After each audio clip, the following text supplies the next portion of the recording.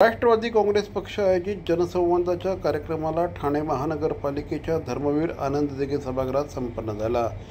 नजीबुल्ला यांनी यावेळेस नागरिकांचे विविध प्रश्न समजून घेतले, संबंधित अधिकाऱ्यांशी संवाद साधत याबाबत उपाययोजना करण्याचे आदेश दिले। शहरातील स्वच्छतेचा, पावसाळ्यात निर्माण होणाऱ्या समस्या, टॅक्स क्लस्टर यासारखे अनेक प्रश्न घेऊन या ठिकाणी नागरिक त्यांना भेटण्यासाठी आले होते।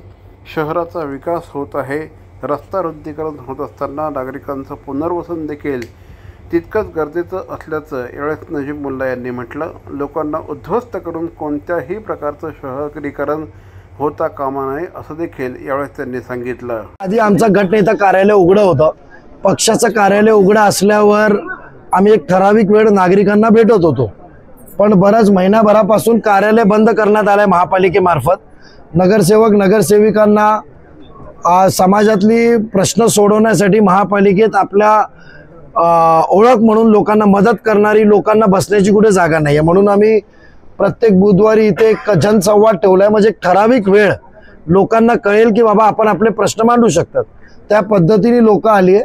आधीपासून अजितदादा यांच्या प्रेरणेत होऊन आम्ही लोकांना भेटीगाठी आम्हाला आवड आहे। तुम्ही बघितलं असेल महापालिकेचा संपुष्टात आली 3 मार्च 2022 नंतर पण आम्ही महापालिकेत कार्यरत होतो, आम्ही लोकांना भेटत होतो, लोकांचे प्रश्न सोडवत होतो आणि बरेचसे प्रश्न 7वा वेतन कर्मचाऱ्यांपासून सर्वांचे प्रश्न सोडवले।